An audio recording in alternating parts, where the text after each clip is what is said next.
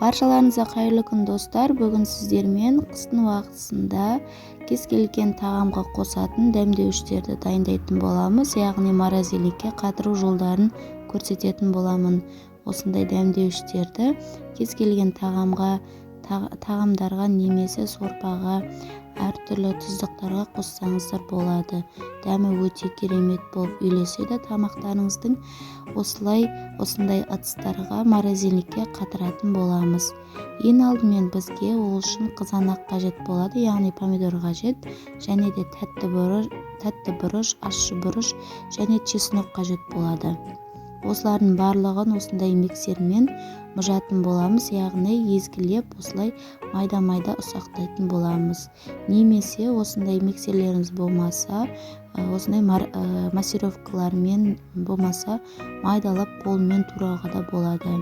Мен алдыңғы қыста майдалап қолмен турап осылай қатырған болатынмын, ал қазіргі таңда осындай миксермен мұжып, әдемі соқсатып мұжатын боламыз.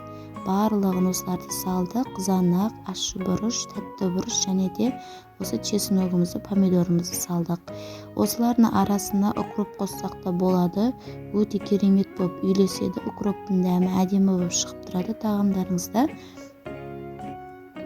Ал енді осындай ыдыстарға саламыз. Бұл бізге кекстің ыдысы. Осындай силиконды ыдыстарға салып, морозильникке қатыратын боламыз. Осы менің нелерім осы ыдыстарға сыймағандықтан мен осы сушидің ыдыстары, яғни соустарын құятын ыдыстарға да қатырып қойдым. Мінекей видеода көріп отқандарыңыздай, осы ыдыстарға да салып, морозильникке бір түнге қойып қоямыз. Өте керемет болып, өз формасында қататын болады. Барлығына біркелкі қылып құйып аламыз. Және де менде осындай ұзынша ыдыс болды. Бұл ыдыстағыны біз бөліп пышақпен немесе басқа да құралдармен бөліп тағамдарға да салуға болады. Мінекей достар, менің осы дәмдеуіштерім бір түнге морозильникте тұрды. Өте керемет, өз қалпында әдемі болып қатып шықты. Енді осындай бір данасын бір тағамға немесе сорпаға әдемі қылып қоссаңыздар болады. Осындай ұзынша етілген қатылған тұздығымызды бірнеше бөліктерге бөліп, қуырдаққа болмаса әдемі тұздықтарға қосып дайындасақ болады. Мінекей осындай салафанға салып, морозильникке қатырып қоямыз қысқа дейін. Әдемі болып өз қалпында тұрады. Ешқандай да бұзылмайды. Мінекей мен сушидің ыдыстарына осылай қатырған түгімін.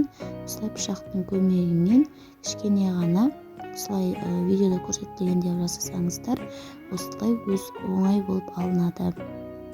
Мінекей достар, біздің тұздықтарымыз дайын болды.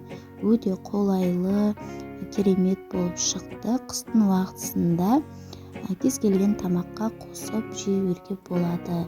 Сіздерге бұл менен лайфхак, бұдан да жақсы рецепттер, жақсы лайфхактар түсіретін боламын. Ол үшін менің каналыма тіркеліп, лайк басып, комментарий жаза кетіңіздер.